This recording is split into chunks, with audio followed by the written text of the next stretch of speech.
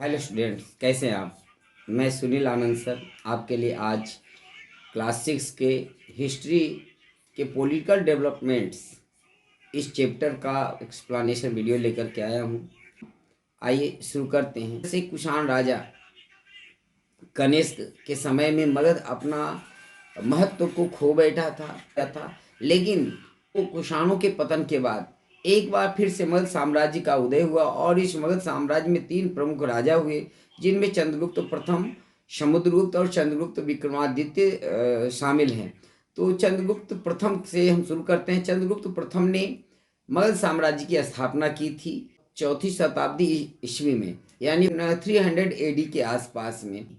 चंद्रगुप्त प्रथम एक बहुत ही योग्य राजा था और उसकी प्रतिष्ठा में चार चांद इसलिए भी जुड़ गया था कि उसने उस समय के सबसे प्रतिष्ठित साम्राज्य लिच्छवी गणराज्य की राजकुमारी कुमार देवी के साथ शादी की थी और इस कारण से उसके ताकत में इजाफा हुआ, उसके प्रतिष्ठा में इजाफा हुआ। उसने मगध साम्राज्य की सीमा रेखा को प्रयागराज से लेकर के अयोध्या, जिसे उस समय साकेत कहा जाता था, वहां तक विस्तार किया था और साथ साथ चंद्रगुप्त महाराजाधिराज की उपाधि हासिल की थी, यानी धारण किया था।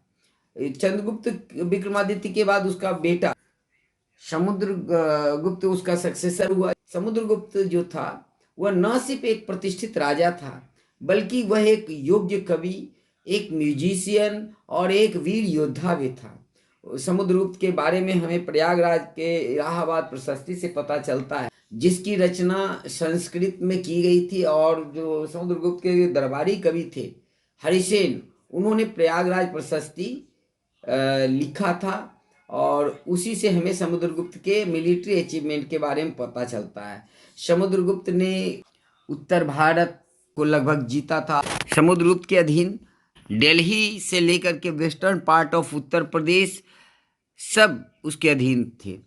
उन्होंने मगध के साम्राज्य को काफ़ी विस्तार किया और तकरीबन 12 राजाओं को उसने हराया था, जिनमें से पल्लव, जो कांचीपुरम के पल्लव थे, उनको हराया और साथ साथ पल्लवों के साथ साथ उसने नेपाल, वेस्ट ईस्टर्न बंगाल, असम, पंजाब, इन राजाओं को भी हराया। साथ साथ कुषाण और शकों को भी हराया और इन लोगों से, इन राजाओं से उन्होंने ट्रिब्यूट हासिल किया था। समुद्रगुप्त के बाद उसका पुत्र चंद्रगुप्त विक्रमादित्य, जो इतिहास में काफ़ी प्रसिद्ध है। चंद्रगुप्त विक्रमादित्य के बारे में हमें कई सारे इंस्क्रिप्शन से पता चलता है, जिनमें से उदयगिरी, मथुरा और सांची और मेहरौली का प्रसिद्ध आयरन पिलर भी शामिल है। ये आपके बुक में मेहरौली के इस पिलर को दिया हुआ, ये देख सकते हैं, ये मेहरौली का आयरन पिलर एट मेहरौली। इसमें जंग आज तक नहीं लगा है, जो बताता है कि धातु कर्म में गुप्त राजा कितने सिद्धस्त थे। गुप्त गुप्त राजाओं के समय में धातु कर्म कहाँ तक आगे बढ़ चुका था। चंद्रगुप्त विक्रमादित्य अचीवमेंट। चंद्रगुप्त विक्रमादित्य ने शकों को गुजरात में हराया, सौराष्ट्र और मालवा को एनेक्स किया। साथ साथ उसने जो ट्रेडिंग पोस्ट था भरूच और कॉम्बे, उस पर भी इसने अपना कब्जा किया। आपको पता है कि ये जो बंदरगाह होते हैं काफ़ी महत्वपूर्ण होते थे, क्योंकि वहाँ से विदेश का व्यापार होता था और विदेश के व्यापार से राजस्व भी मिलते थे। इसलिए इस पर कंट्रोल करना किसी भी राजा के लिए काफ़ी महत्वपूर्ण काम होता था। और साथ साथ उन जो पश्चिमोत्तर भारत को कंट्रोल में रखने के लिए उसने अपने राजधानी, एक और राजधानी बनाई। एक राजधानी तो पाटलिपुत्र थी, दूसरी राजधानी उज्जैन में उन्होंने बनाया।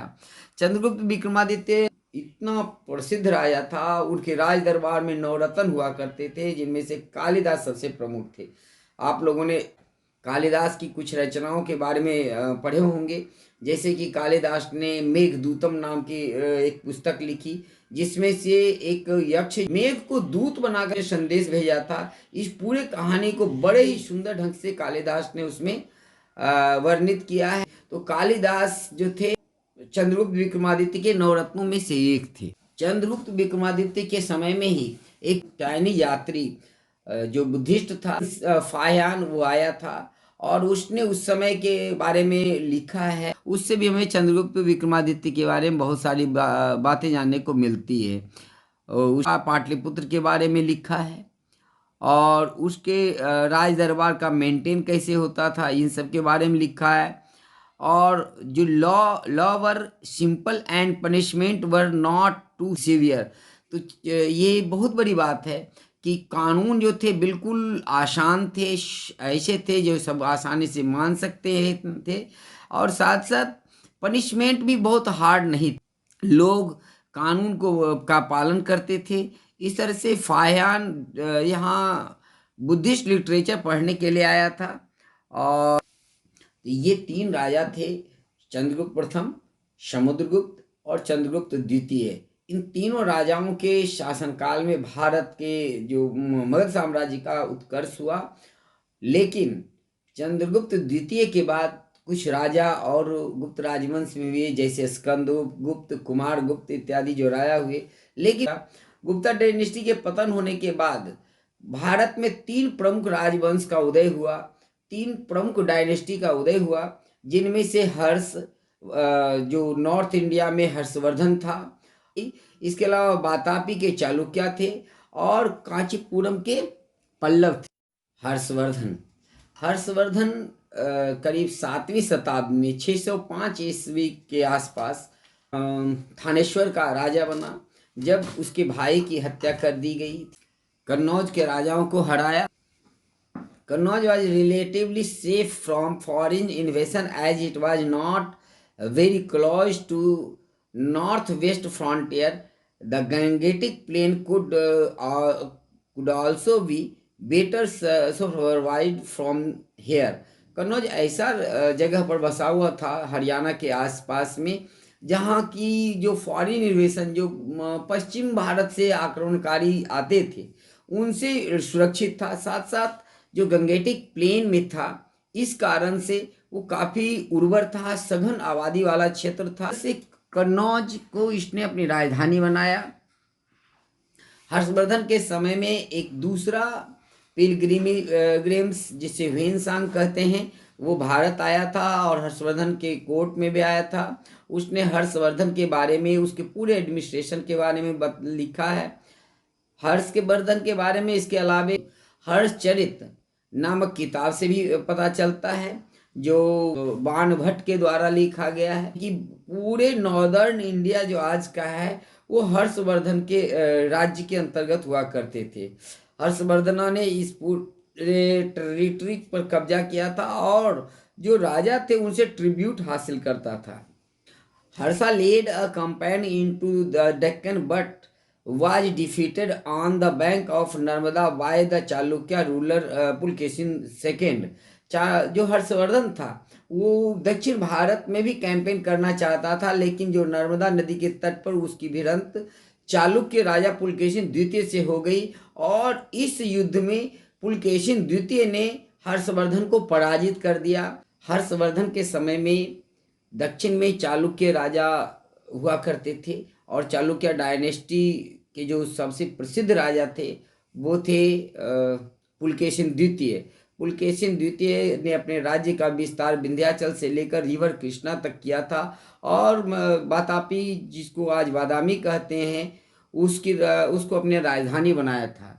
पुलकेशिन सेकेंड सबसे प्रमुख राजा थे और उसके बारे में हमको जैन टेम्पल आईहोल की प्रशस्ति से पता चलता है, जिसमें कि उनके कॉन्केस्ट के बारे में लिखा हुआ है। इस प्रशस्ति को उसके कोर्ट यानी पुलकेशिन द्वितीय के कोर्ट पोएट रवि कीर्ति ने तैयार किया था। हर्षवर्धन को पुलकेशिन द्वितीय ने नर्मदा नदी के तट पर हराया था, ये मैं आपसे पहले बता चुका हूँ। और उसने जो यानी पुलकेशिन द्वितीय के पास एक लार्ज स्टैंडिंग आर्मी भी थी और बाद में राष्ट्रकूट राजाओं ने चालुक्यों को हरा करके वातापी पर अधिकार कर लिया और चोल राजाओं ने पल्लवों को हराया। इस समय जो एडमिनिस्ट्रेशन था उनमें जैसे कि मोनार्किज्म में होता है, राजा सर्वोच्च अधिकारी होता है, सबसे पावरफुल होता है, उसके हाथ में एग्जीक्यूटिव, लेजिस्लेचर और सभी जुडिशियरी तक का पावर होता है। तो इस समय जो राजा होते थे दक्षिण भारत में, वो धर्म राजा के उपाधि धारण करते थे, जिसका मतलब ये होता था कि वो दिखाना चाहते थे कि हम धर्म के राजा हैं, ताकि वो लोगों के विश्वास को जीत सकें। राजा के सलाहकार होते थे, जिसको जो मिनिस्टर कह सकते हैं, काउंसिल ऑफ मिनिस्टर के सलाह से राजा अपना शासन करता था। और साथ साथ जो मंत्री होते थे युद्ध के समय में युद्ध का नेतृत्व भी करते थे। तो ऐसे मंत्रियों को पहले तो नगद पैसे मिलते थे, लेकिन बाद में उन्हें ज़मीन दिया जाने लगा सैलरी के बजाय। और जिसको ज़्यादा ज़मीनें होती थी वो ज़्यादा पावरफुल होता था। जब केंद्रीय शक्तियाँ कमज़ोर होती थी तो ऐसे राजा स्वतंत्र हो जाया करते थे। धीरे धीरे ये जो पद था वो हेरिडेटरी होती चली गई। और जो राजा थे, जो मर्चेंट्स थे, जो बैंकर्स थे, वो सारे अपने प्रशासन पर इन्फ्लुएंस करते थे, उस पर अपना प्रभाव डालते थे। एग्रीकल्चर सबसे बड़ा सोर्स ऑफ इनकम था। इसलिए राजा क्या करता था कि उसके इरिगेशन की व्यवस्था करता था और वेस्ट लैंड को जो बेकार बंजर भूमि होती थी उसको उत्पादक बनाता था। अधिकांश राजा इनलैंड और मैरीटाइम ट्रेड इसको बढ़ावा देते थे। इनमें से जो पल्लव राजा थे उनके वो काफ़ी प्रमुख थे, जिन्होंने डॉकयार्ड्स बनाया था। राज्य जो थे कई प्रांतों में बटे होते थे शासन की सुविधा के लिए, और प्रांत जिलों में बटे होते थे, जिले गांव में बटे हुए होते थे। इस तरह से जो राज्य शासन का विकेंद्रीकरण होता था, केंद्रीय सरकार से लेकर के गांव के स्तर तक उनमें प्रोविंस, डिस्ट्रिक्ट और विलेज होते थे। लोकल एडमिनिस्ट्रेशंस में जो गांव के सबसे बुजुर्ग होते थे, जो हेडमैन होते थे, मुखिया होते थे, वो गांव के लोकल एडमिनिस्ट्रेशन को देखते थे। और जो मर्चेंट्स होते थे वो ग्वाइल्स का निर्माण करते थे। ये ग्वाइल्स आपको बता चुके हैं कि व्यापारियों की संस्था होती थी, इसके और आर्टिजन्स की संस्था होती थी। ये शहर में ज़्यादातर इस तरह की संस्थाएं होती थी। पल्लव राजाओं के दौरान एडमिनिस्ट्रेशन की एक खास व्यवस्था थी। इनमें से 3 तरह की संस्थाएं होती थी। एक सभा होता था, सबसे प्रमुख ये संस्था होती थी सभा, जिसमें ब्राह्मण लोगों की असेंबली होती थी और राजा इनके सलाह से शासन करता था। इसके अलावा जो दूसरी संस्था होती थी उसको समिति कहा जाता था। A village assembly which include all classes of people who owned land within the village are called ऊर। गांव के सभी लोगों की एक बड़ी संस्था होती थी जिसमें सारे लोग शामिल होते थे, उसको ऊर कहा जाता था। The assembly of an area inhabited mainly by traders was called nagaram. शहर में जो इस तरह की लोकल एडमिनिस्ट्रेशन की संस्था होती थी उसको नगरम कहा जाता था। और नगरम में ज़्यादातर जो व्यापारी होते थे। तो आर्मी और नेवी ये राजा के सबसे बड़े सेना होता था। पुलकेशिन के समय में जो चालुक्य राजा पुलकेशिन सेकेंड था, उसने अपने सेना में बहुत बड़ी संख्या में हाथियों को भी शामिल किया था। A defeated ruler was sometimes made a samanta, that is a chief who held land conditions that he would supply shoulders to the kings when required. When central rule weakened, samantas often become importance. तो जो हार जाते थे वो राजा सामंत बन जाते थे, और राजा के जिसके द्वारा वो हराए जाते थे उनको ट्रिब्यूट देना पड़ता था। लेकिन जब कभी सेंट्रल जो केंद्रीय सरकारें होती थी कमज़ोर होती थी तो वो इंडिपेंडेंट हो जाते थे। उस समय के समाज के बारे में हमें मेनली 3 चीज़ों से पता चलता है, जिसमें से कालिदास के जो प्लेज हैं, या बाणभट्ट के हरिश्चंद्र है, या फिर जो ह्वेनसांग और फाहियान, इनके ट्रेवलॉग्स हैं, इनके ट्रेवलर्स के जो अकाउंट्स हैं उनसे पता चलता है। ये पता चलता है कि इसमें ज़्यादातर जो राज परिवार के बारे में चर्चाएं हैं, साथ साथ कुछ अपर क्लास के बारे में लिखा हुआ है। जो समाज के निचले तबके के लोग हैं उनके बारे में बहुत कम सूचनाएं मिल पाती हैं। जो समाज में उच्च वर्ग के लोग थे वो संस्कृत बोलते थे, और जो महिलाएं या कॉमन लोग थे वो प्राकृत भाषा बोलती थी। इस तरह से एग्रीकल्चर खेतीबाड़ी इनका मेन ऑक्यूपेशन होता था। जो समाज था वो कास्ट सिस्टम में बटा हुआ था, और कास्ट सिस्टम जो था वो रिजिड था। वेनसांग और फायन दोनों ये देख करके काफ़ी शॉक्ड थे कि समाज में उस समय अनटचेबिलिटी, जो छुआछूत की बातें थी, वो उपस्थित थी। भक्ति एंड इम्पोर्टेंट रिलीजियस डेवलपमेंट, इस समय भक्ति की एक नई परंपरा का शुरू हुआ था। The individuals faith and devotion, भक्ति जो था किसी व्यक्ति का अपना समर्पण था। जो हम इसमें कोई भी आडंबर नहीं थे। पूजा पाठ के जो सिस्टम था उनमें कोई लोग भगवान का भक्ति करते थे, सत्संग करते थे, यही भक्ति था। और मेनली दो तरह के भगवान की पूजा इस समय होती थी। विष्णु जो थे वो प्रमुख थे, और जो विष्णु को मानते थे वो भागवत कहलाते थे। और इस समय भगवान विष्णु के कई अवतारों की चर्चा हुई थी और उसको लिखा गया था। इनमें से जो बड़ा है मत्स्य रूप, इनमें एक चित्र आपके बुक में दिया हुआ है, आप इसे देख सकते हैं। इसमें वाराह के रूप में भगवान विष्णु को दर्शाया गया है कि किस तरह से वो अपना धरती को बचा रहे हैं। तो अवतारवाद का शुरुआत इस समय हुआ था, और भगवान के कई विष्णु के कई अवतारों की चर्चा हुई थी। इस समय की एक और बातें हुई थी। गीता, जो भगवत गीता महाभारत का एक अंश है, वो भी काफ़ी प्रमुख था। भगवान कृष्ण के बाल लीला, उनके फिलोसफर होने, और उनकी जो भक्ति की बातें थी। Vishnu is said to have appeared again and again on earth to destroy evil and restore order।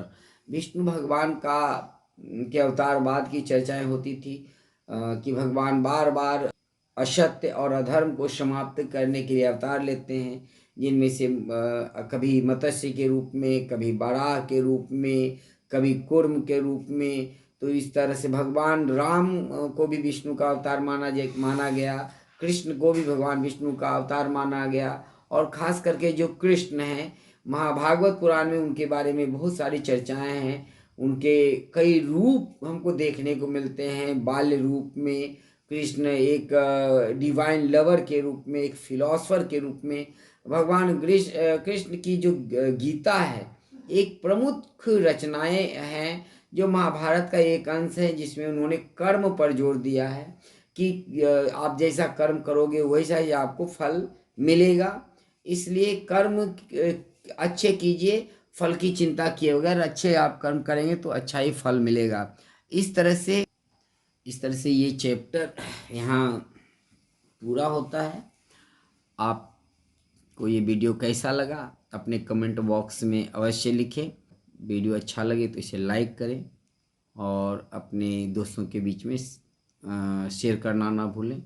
और अगर आप इस चैनल पे नए हैं तो चैनल को सब्सक्राइब करें।